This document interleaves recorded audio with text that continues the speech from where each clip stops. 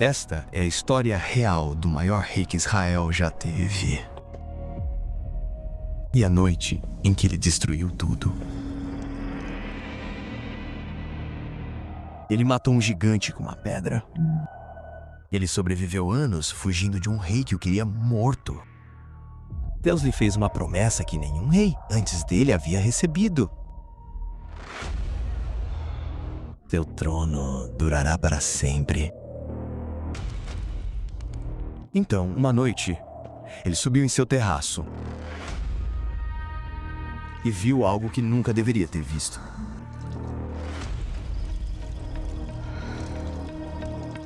O que se seguiu não foi apenas um pecado, foi um encobrimento. Um soldado leal carregando sua própria sentença de morte em uma carta lacrada, sem saber o que havia dentro.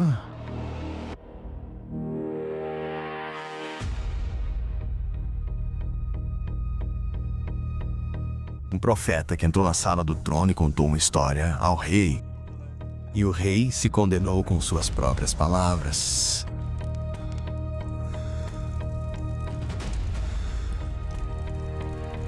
Você é o homem. 4 palavras que destruíram um reino.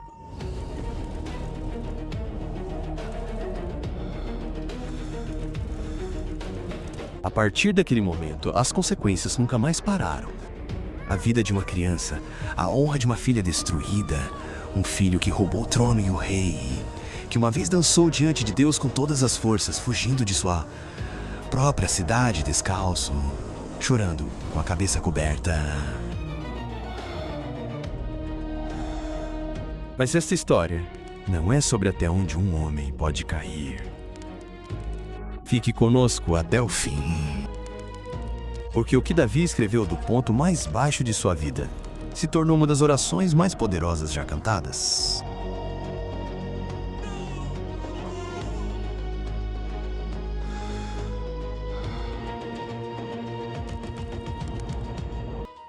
Davi percorreu um longo caminho desde os campos de pastoreio de Belém. Ele matou um gigante com uma pedra. Sobreviveu anos fugindo de um rei que o queria morto. Após a morte de Saul, a tribo de Judá ungiu Davi rei em Hebrom, onde ele governou por 7 anos. Então as tribos restantes de Israel vieram até ele e ungiram rei sobre todas elas. Com a nação unida, Davi se voltou para Jerusalém, uma fortaleza mantida pelos jebuseus. Eles zombavam dele dos muros, alegando que até os seus coxos poderiam defender, menos lá. Mas Davi conquistou a cidade e fez dela sua capital. Ele construiu seu palácio ali e trouxe a Arca da Aliança para Jerusalém com celebração e sacrifício. Então, por meio do profeta Natan, Deus lhe fez uma promessa que nenhum rei antes dele havia recebido. Teu trono durará para sempre. Então chegou a primavera. Em que tempos a primavera era a estação de estradas secas e reis, a guerra. Os amonitas tinham provocado Israel e o exército estava pronto. Mas Davi não foi. Ele enviou Joabe, seu general comandante, junto com todo o exército. Eles cruzaram o Jordão e marcharam para o leste para sitiar a capital amonita de Rabá. Davi permaneceu em Jerusalém. Uma noite, ele se levantou da cama e caminhou pelo terraço do palácio. Daquele ponto, Davi podia ver tudo. E viu uma mulher se banhando. Ela era muito bonita. Quem era aquela mulher? Apresento Bathsheba, filha de Eli, esposa do hebreu Urias. Um homem íntegro e fiel. O marido dela não estava em casa. Ele estava a leste do Jordão, lutando na guerra de Davi. Davi enviou mensageiros para trazer menos lá ao palácio.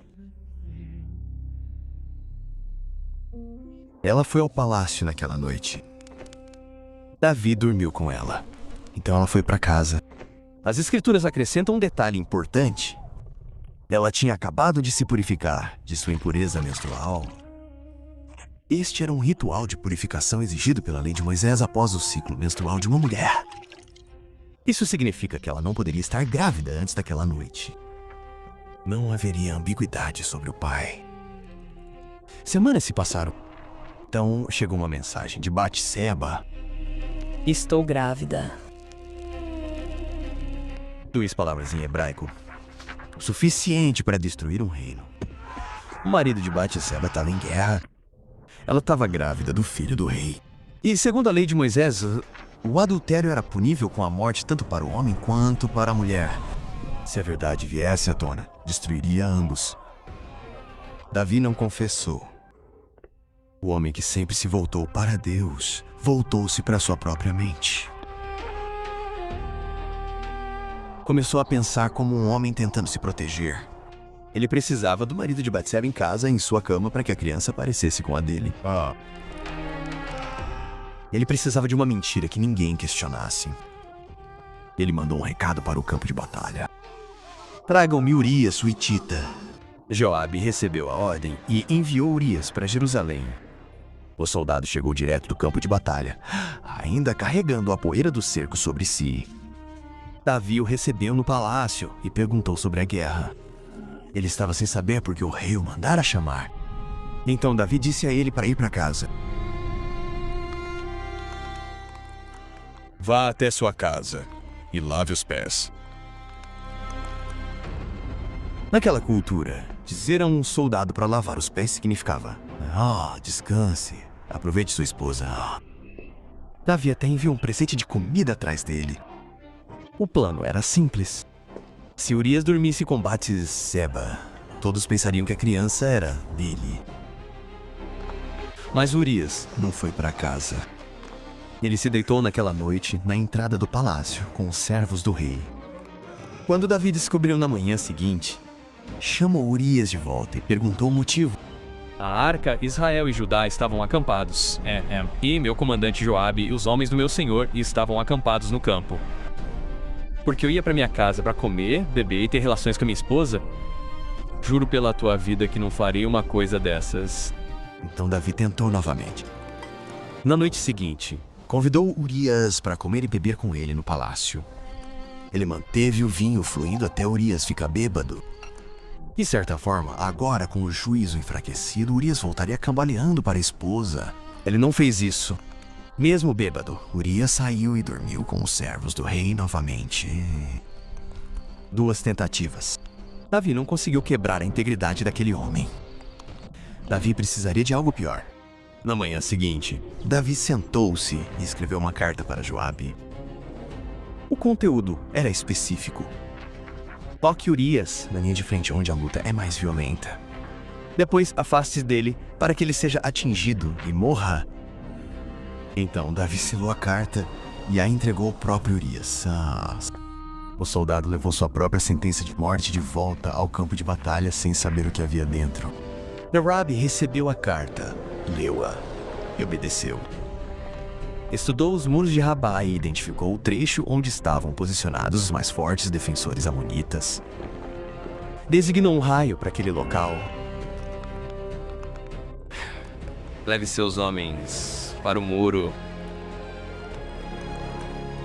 Os amonitas saíram para lutar. A batalha se arrastou até perto das fortificações, exatamente onde os defensores tinham vantagem. Chovejas do alto! Vários soldados de Davi caíram, e entre os mortos estava Urias, o hitita. Ele morreu com a espada na mão enfrentando o inimigo, fazendo exatamente o que seu rei se recusara a fazer.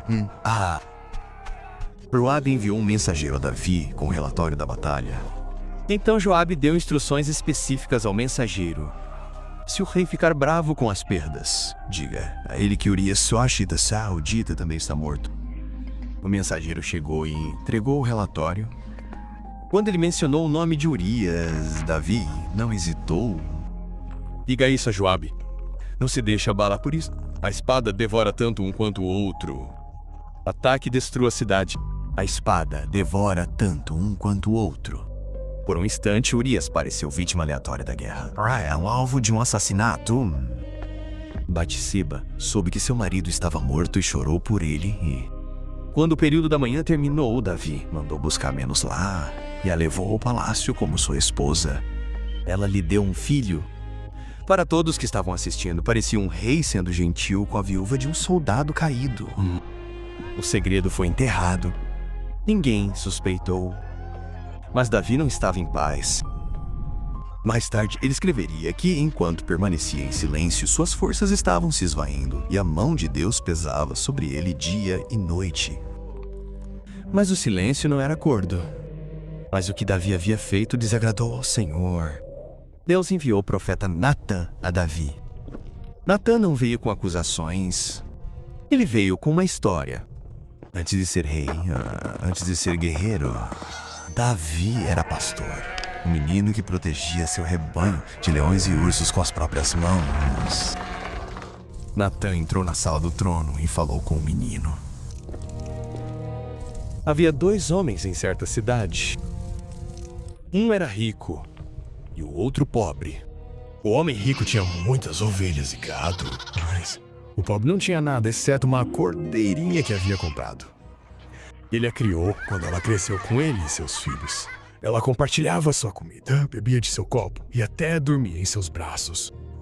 Era como uma filha para ele.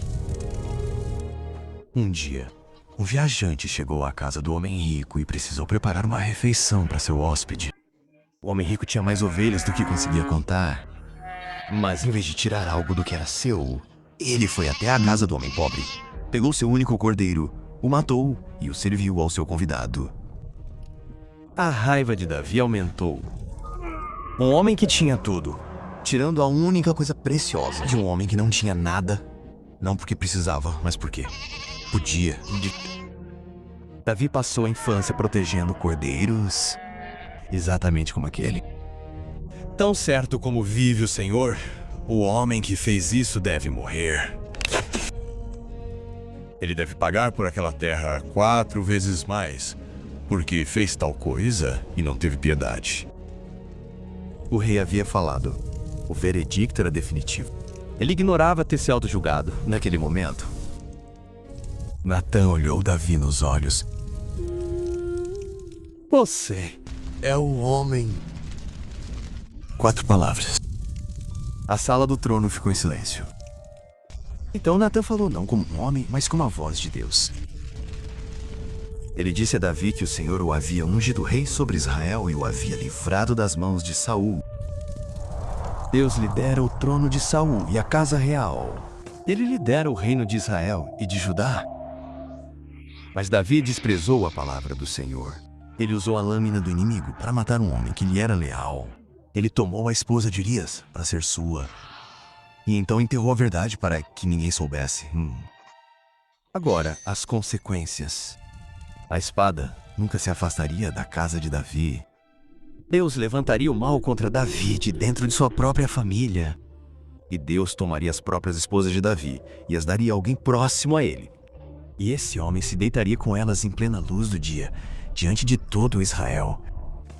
O que Davi havia feito em segredo em um terraço, Deus retribuiria naquele mesmo terraço para que toda a nação visse. Cada palavra caiu como uma pedra.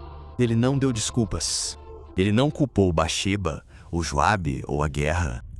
Ele disse 2 palavras em hebraico. Mas eu pequei contra o Senhor. A confissão mais curta nas Escrituras e a mais completa. Davi entendeu algo naquele momento que a maioria das pessoas nunca entende. Todo pecado contra outra pessoa é, antes de tudo, um pecado contra o Deus que a criou. Natã respondeu imediatamente. Você não vai morrer, você não vai... O Senhor tirou seu pecado. Esse foi o seu perdão. Mas o perdão não apagou as consequências. O pecado de Davi dera aos inimigos do Senhor motivos para zombar do Deus de Israel. E por essa razão, o filho nascido de Davi e Betseba morreria. Deus poupou o pai. Natã se virou e saiu da sala do trono. Davi sempre levou seus momentos mais profundos a Deus por meio da música. Quando se escondeu de Saul em cavernas, quando Deus lhe deu vitórias, quando a arca entrou em Jerusalém, ele escreveu salmos e cantou diante do Senhor com todas as suas forças. Davi escreveu novamente. As Escrituras nos dizem que este salmo foi escrito depois que o profeta Natã o confrontou sobre Betseba e Cada linha carrega o peso de um homem que pecou e não tinha para onde se voltar, a não ser para Deus. Davi entregou este salmo ao regente da música para que fosse cantado no culto de Israel. Ele transformou sua confissão em uma canção, permitindo que as gerações futuras ouvissem como soa o arrependimento. O que começou em segredo não permaneceria mais oculto.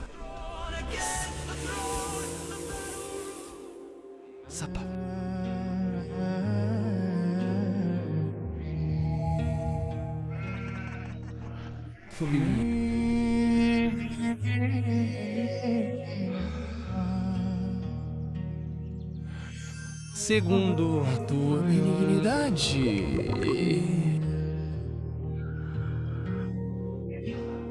Apaga a minha transgressão. Pois o meu pecado está sempre diante de mim. E somente contra ti pequei. Cria em mim um coração puro, ó Deus!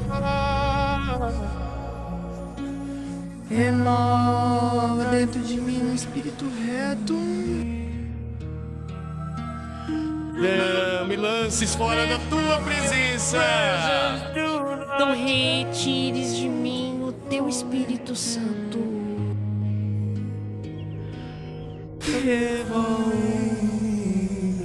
A alegria da tua salvação.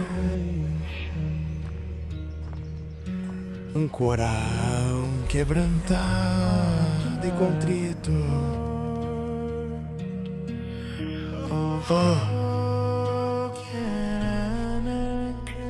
Contrito.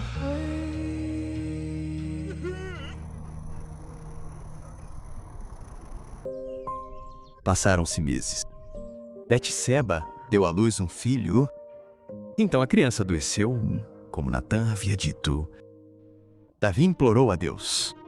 Ele se recusou a comer. Ficou deitado no chão a noite toda, com o rosto colado ao chão. Os anciãos da sua casa o cercaram e insistiram para que se levantasse. Ele não se levantou. Ofereceram-lhe comida. Ele a empurrou para longe. Ele ficou ali 7 dias. 7 dias jejuando, chorando e implorando a Deus que o fizesse mudar de ideia. No 7º dia, a criança morreu. Os servos ficaram com medo de contar a ele. Cochichavam entre si se Davi ficou assim quebrantado enquanto a criança ainda estava viva. O que ele faria quando soubesse que a criança havia partido? Davi os viu cochichando. Ele sabia. A criança está morta. Ela está morta. Então, Davi fez algo que ninguém na sala esperava. Ele se levantou do chão, lavou o rosto, trocou de roupa, entrou na casa do Senhor e adorou. Depois foi para casa e pediu comida. Seus servos não conseguiam entender. Perguntaram por que ele havia jejuado e chorado enquanto a criança ainda estava viva. Mas agora que a criança estava morta, ele se levantou e comeu. Enquanto a criança estava viva, eu jejuei e chorei. Pensei, quem sabe, o Senhor pode ter misericórdia de mim e deixar a criança viver. Mas agora ela está morta. Por que eu deveria jejuar? Posso trazer menos lá de volta? Eu irei até ela, mas ela não retornará para mim. Teu filho havia partido. Nenhuma quantidade de jejum reverteria isso. Mas as últimas palavras continham algo mais profundo. Eu irei até ela. Davi acreditava que a morte não era o fim. Que um dia, além desta vida, ele veria seu filho novamente. Davi consolou Bathsheba. Com o tempo, ela deu à luz outro filho. Eles o chamaram de Salomão. E o Senhor amava essa criança. Deus enviou uma mensagem por meio de Natã para dar a ele um segundo nome, Gedodias, que significa amado pelo Senhor. Mesmo em meio aos destroços, Deus estava plantando algo novo. Mas a profecia que Natã havia falado não estava concluída. A espada nunca se afastou da casa de Davi. Davi havia tomado várias esposas ao longo dos anos, e seus filhos vinham de mães diferentes. Seu primogênito, Aminon, filho de Ainoam, ficou obcecado por Tamar, filha de Davi, com outra esposa, Macá. Tamar era linda e Amnon a queria. Ele a atraiu para seu quarto sob o pretexto de estar doente e quando ela veio cuidar dele, ele a forçou. Depois, ele a expulsou e trancou a porta. Quando Davi soube do que aconteceu, ficou furioso, mas não fez nada. 2 anos se passaram. Absalão, irmão de Teodora, não disse nada em público, mas nunca se esqueceu. Ele esperou até o momento certo. Convidou Amnon para um banquete e fez com que seus servos o matassem à mesa. Absalão fugiu do país. Anos depois ele voltou, mas não como um filho, buscando perdão. Ele arranjou um carro, cavalos e 50 homens para correrem à sua frente, fazendo-se passar por um rei. Todas as manhãs ele ficava às portas de Jerusalém. Quando as pessoas vinham apresentar suas queixas ao rei Davi, Absalão as detinha e dizia que suas reivindicações eram válidas. Mas o rei não queria ouvir o caso delas. Então ele dizia: se eu fosse juiz nesta terra, qualquer um com uma queixa viria a mim, e eu lhe faria justiça. Ele fez isso durante 4 anos. Lentamente, uma conversa de cada vez, ele desviou o coração de Israel de seu pai. Então ele viajou para Hebrom, a mesma cidade onde Davi havia sido coroado rei pela primeira vez, e se declarou rei de Israel. A conspiração se fortaleceu, e o número de pessoas que seguiam Absalão continuou aumentando. Um mensageiro chegou até Davi com a notícia. O coração dos homens de Israel estava com Absalão. Davi sabia que, se ficasse, Absalão atacaria a cidade e mataria todos em Jerusalém à espada. Então ele reuniu seus servos, seus guardas e aqueles que lhe eram leais, e fugiu de Jerusalém a pé, descalço, com a cabeça coberta, chorando enquanto subia o Monte das Oliveiras. O rei, que havia tirado tudo de um soldado leal, agora tinha seu trono, sua cidade e sua família, arrancados dele pelo próprio filho. Quando Absalão entrou em Jerusalém, ele tomou o palácio como seu e, a conselho de seu conselheiro, subiu ao terraço do palácio, o mesmo terraço, de onde Davi olhou pela primeira vez e viu Bazeba. Ali, numa tenda armada à vista de todos, ele se deitou com as concubinas de Davi à vista de todo Israel. As palavras de Natã se cumpriram à risca. O que Davi fizera em segredo naquele terraço, Deus retribuiu naquele mesmo terraço em plena luz do dia. Mas o reinado de Absalão não durou muito. O exército de Davi enfrentou as forças de Absalão na floresta de Efraim. Davi havia dado uma ordem aos seus comandantes antes da batalha. Sejam gentis com o jovem Absalão por minha causa.